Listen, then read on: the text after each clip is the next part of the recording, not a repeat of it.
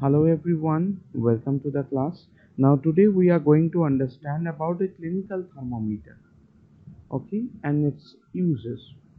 So this clinical thermometer, it is actually known as a doctor's thermometer, okay, because it is used by the doctors to measure the temperature of a human body.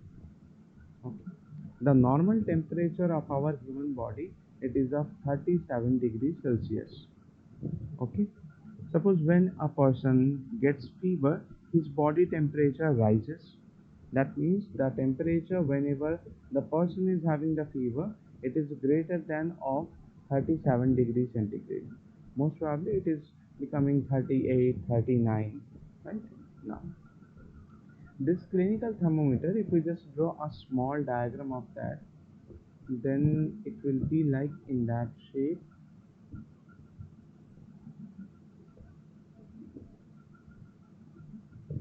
So in this type of clinical thermometer, there is the upper fixed point which is of 42 degrees Celsius and the lower fixed point it is of a 35 degrees Celsius. So here the 35 degrees Celsius, it is the lower fixed point, and at this point 42 degrees Celsius, it is upper fixed point, right? So now we are discussing about the clinical thermometer. Up to that much time, whatever the points I have discussed, first point, that it is known as a doctor's thermometer. The normal human body temperature is about 37 degrees Celsius, right? This clinical thermometer, it is having the lower fixed point of 35 degrees Celsius and the upper fixed point it is of 42 degrees Celsius. Okay, in this clinical thermometer there is the mercury column, but you will see that in that mercury column there is actually a king in that. This is actually the mercury column. Now what is the purpose of using the mercury inside the thermometer? Because it is best suitable for absorbing the temperature, getting the heat from our body temperature, and then it expands. So with respect to the expansion of the mercury, we can see the temperature of our body.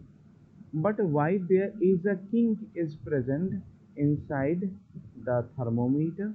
What is the purpose of using that? This kink is to prevent the backflow of the mercury into the thermometer bulb. When the thermometer bulb is removed from the mouth of a patient, like suppose I have inserted the thermometer inside of your mouth, then obviously it will, with respect to the temperature of your body, the mercury will expand and it can give you the reading of the temperature. But whenever I'm just making the thermometer to be out from your mouth, so in that case the mercury can flow down. So to prevent the backflow, we can use a kink over here. So that's why the mercury cannot flow in downward direction whenever the whenever the thermometer is just removed from your mouth. Okay. In the case of laboratory thermometer, it is not having any of the kink. Only for the clinical thermometer, the kink is present here. Okay. Now, what are the precautions of using the clinical thermometer? Now, before using that clinical thermometer, you should wash it properly, right? If you have any of the antiseptic solution, you should wash the thermometer with that. This is the first point. Second point, before using the clinical thermometer, we should ensure that the mercury level is present at 35 degrees Celsius. Okay, it must be ensured, otherwise it will give you the wrong reading. Now third one, you have to read the clinical thermometer by keeping the level of mercury along the line of sight. Like suppose if the mercury has raised up to that portion and this is your eye, it should be the alignment like that.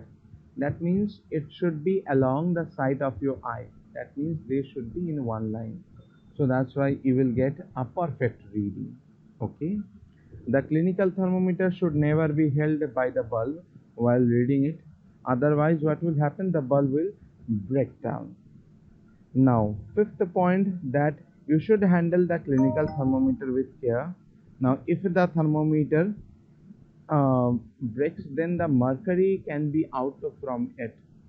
Okay, so you should be aware of that the thermometer can break if it hits against some hard object. Okay, now nowadays the clinical thermometer, it is having two temperature scales. Okay, on the glass tube, on one side it is having the Celsius scale, on the other side it is having the Fahrenheit scale. Okay, the Fahrenheit scale of a temperature, suppose if I can say that on the other side of the thermometer it is having the Fahrenheit scale. So in this side, the lower fixed point according to Fahrenheit scale, it will be of a 94 degree Fahrenheit, and the upper fixed point in Fahrenheit scale, it will be of 108 degree Fahrenheit. Okay, in Fahrenheit scale, our normal body temperature, it is of 98.6 degree Fahrenheit. Okay, so this is human body temperature. This is human body temperature. In Celsius scale, it is of 37 degrees Celsius. In Fahrenheit scale, it is of 98.6 degrees Celsius. Okay, and this Fahrenheit scale was used in earlier days, but nowadays India has adopted the Celsius scale. So we should read the Celsius scale temperature marked on the clinical thermometer. Okay, so this is all about the total portion for this clinical thermometer. Let's understand the next portion, that is laboratory thermometer. So let me just give the heading, laboratory thermometer. In laboratory thermometer, what we can say, that it is also used to measure the temperature in science laboratory. It is having that kind of diagram, like if I just draw the diagram of the laboratory thermometer, it should be like that. Inside of this there is the mercury column which is fixed. Suppose I can say that this is the mercury column. If I can draw, this is the mercury column. So this kind of thermometer, it is used to measure the temperature in science laboratory. Okay, this laboratory thermometer, it is made up of a long glass tube, as you can see here, right, having a thin bore inside of it. Now there is a glass bulb which containing the mercury, which is joined at the lower end of the glass tube, and the top end of the glass tube is sealed actually. Okay, after removing the air, it is being sealed. The whole length of the thermometer glass tube is actually calibrated in degrees Celsius. That means the temperature, it should be measured in degrees Celsius. The lower fixed point of this laboratory thermometer, it is minus 10 degrees Celsius, and the upper fixed point, it is of 110 degrees Celsius. Okay, now whenever you want to measure the temperature of a chemical solution, you just dip that thermometer inside of that. It will absorb the heat from the solution, and with the level of mercury you can get the reading on the thermometer. Okay, now for all the thermometer, the precautions are very much important. Sometimes in the case of offline exams, some precautions you have to write. That write down the precautions of using clinical thermometer, or write down the precautions of using laboratory thermometer. This kind of question can come. Okay. Now for this case, the precautions are almost same like the previous one. That whenever the laboratory thermometer is used to measure the temperature of a solution, so in that case it should be held vertically, that means straight upright, while measuring the temperature. It should not be tilted, because this kind of laboratory thermometer is not having a kink, so there is a probability that the mercury can flow back again. So that's why the laboratory thermometer should be held vertically, while measuring the temperature, it should not be tilted.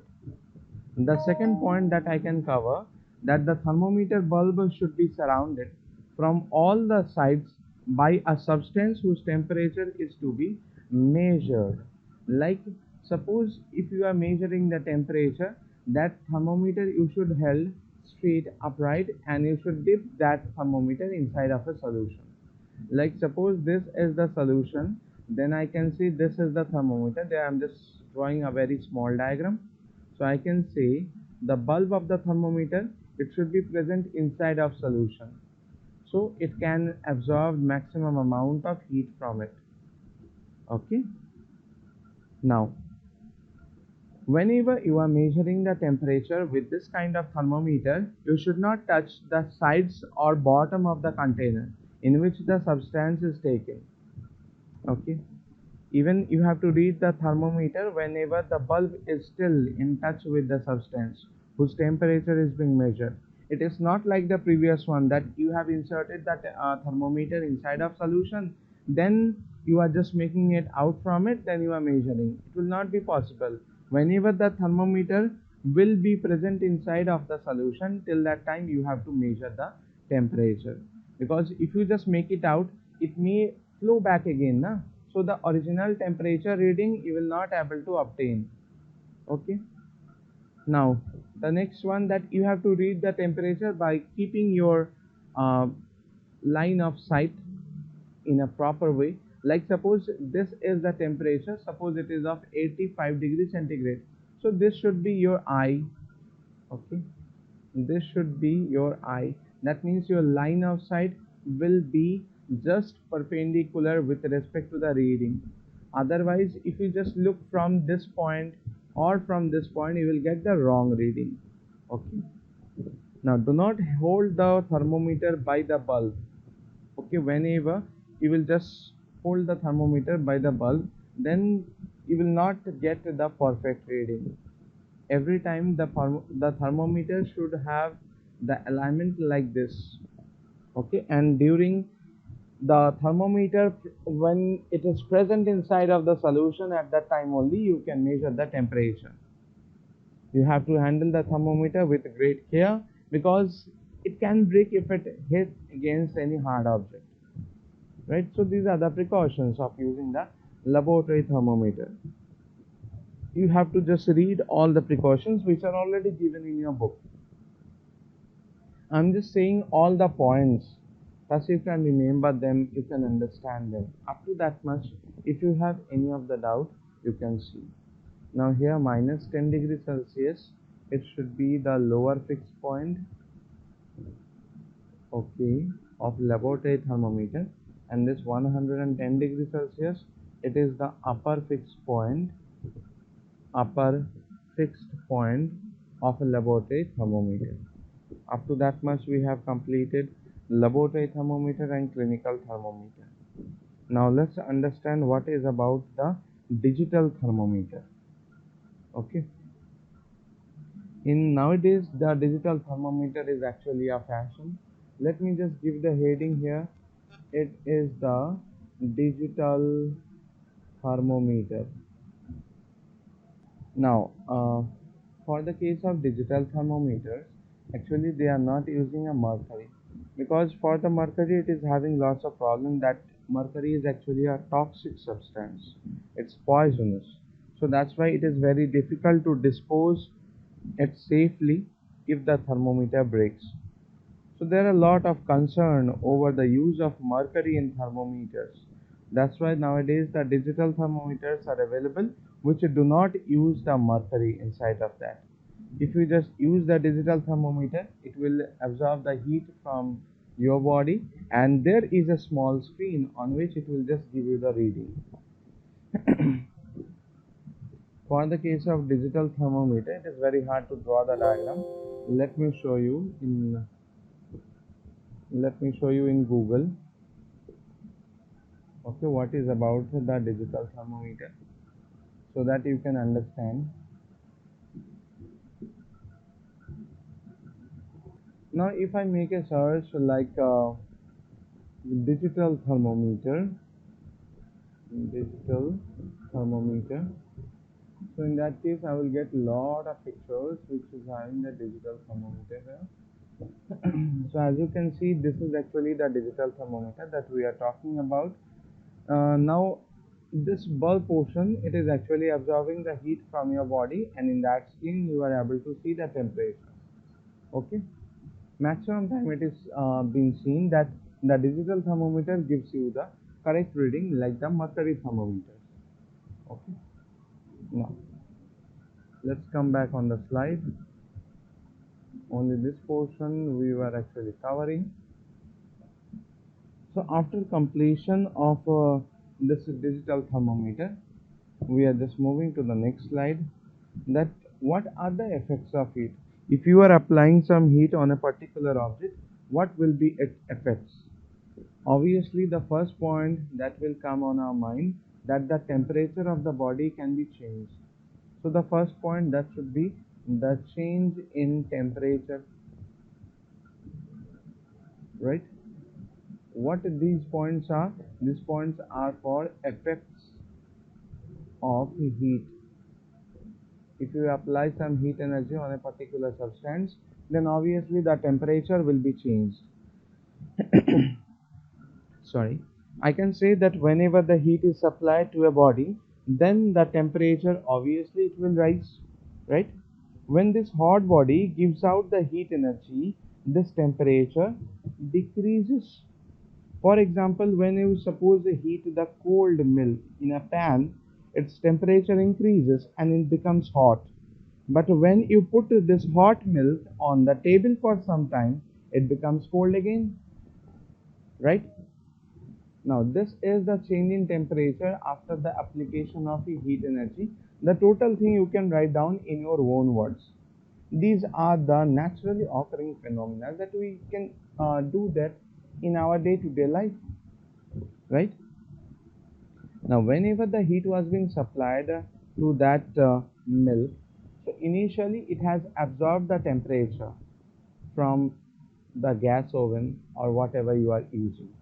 Now, whenever the hot milk is kept in a table, at that time it is just dissipating all the heat stored inside of it in the atmosphere. So that's why its temperature decreases.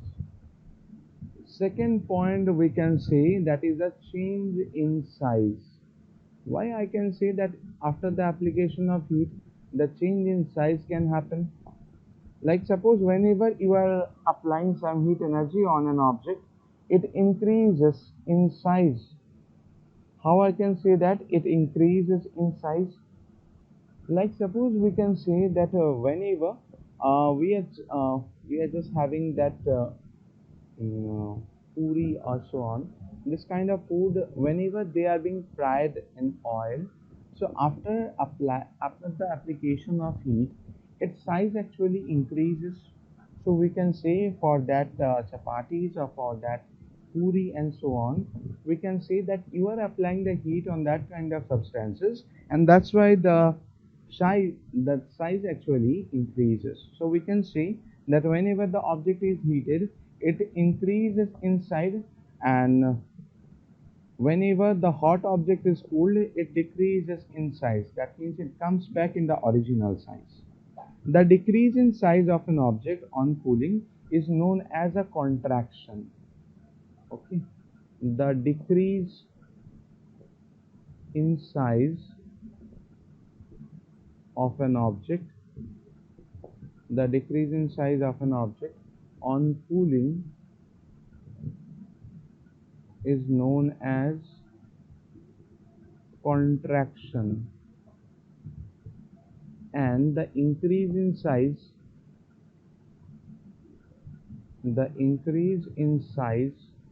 of an object on heating is known as expansion, right? So these 2 points are important. Sometimes one for 1 mark questions, the answer can be written in this way, that what is contraction, what is expansion. Okay, now after this we are just moving to the next page, but if you want to write it down, just pause the video and you can write. Okay. Now the third point, I'm just moving. In that third point, I can say there should be the expansion in solid. There should be the expansion in solid. How does it happen? Suppose you have seen that there are some persons who are just making different kind of things with the help of iron, right? Sometimes the knife can be made, sometimes the blades can be made, or some different shapes equipments can be made whenever the iron gets heated, right? And it is also being beat too much at the time of making a shape with the help of an iron rod. Suppose you want to make the shape with the help of an iron rod like this, or suppose you want to make like this. So in that case, you have to bend the iron rod. How to bend an iron rod? It is not so much of easy. You have to increase the temperature of that particular rod to a greater value. Suppose you can say an iron can melt approximately at 1300 to 1500 degrees Celsius, depending on the properties of the iron, like how much impurities are there. If there are some impurities which are present inside the iron rod, then the temperature that I have told you, it will change. But if it is a pure iron rod, so obviously if you apply the temperature approximately 1500 degrees Celsius, then obviously the iron rod will melt. So whenever some persons are there who are just making some shapes with the help of a iron rod, in that case you have seen that they are applying lot of a temperature on that particular rod. Even they are beating also, so that the temperature of that particular point can be increased, right? Whenever the junction temperature or the temperature of the iron rod can be increased, then you can bend it. There some expansion of that particular iron rod can be happen. So this is the expansion of solid. Now whenever you are applying the heat on a particular solid substance, it is not for all the solid substance. Suppose if I take a substance like a plastic, or suppose I'm taking a piece of wood, so in that case if I apply lot of heat energy, then they will burn. But for the case of metals, like for the case of iron or copper, at some particular temperature they will start to melt. We can bend it, we can beat them for their expansion. Okay, so the expansion in the solid substances, mainly in the case of metals, it is happening due to the application of heat energy. Up to that much, whether this point is clear? Whenever you are having some doubt, you can ask me the question directly. Okay. Now, there are some common phenomena that we have to discuss. Like we have seen that there are some gaps are left between the rail joints to allow for expansion. Let me just show you how they looks like. Okay. So I am saying that gaps in railway joints, in a railway track, we can see.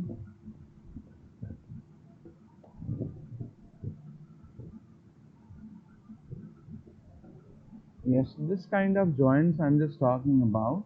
Look at this diagram. There is some gap is left here. Now, why that gap is left? What is the reason? I hope you also have seen this kind of thing. Even there are some more diagrams where you can see that there is some gap which is left here. Now, now let me show you the reason that why there is a gap which is left over here. Now, actually, what happened that whenever the train is running on that track during the summertime, the temperature on that rails, it is actually being so much, so that the rails actually expands. They are actually made up of steel. They are not made up of pure iron. They are made up of steel. So whenever the train is running during the season of summer, the temperature increases so much, and that's why it expands. So that's why you already left some space for the expansion of that rails. Okay, so that whenever if we just not leave that kind of space over here, if it expands, then there is a probability that the rails, it can be like bent in some other direction. So there is a probability that accident can happen. So to prevent that, we keep some space in the railway tracks. Now, up to that much, I hope you have understood all the concepts that we have explained over here. Now, in the next session, we'll complete the rest of the part of this chapter. Till that time, please revise the whole thing and complete the assignment which will be given today. Okay. Now, keep learning, keep practicing. At this point of time, we are just going to end the class. Thank you so much. Bye bye. Take care.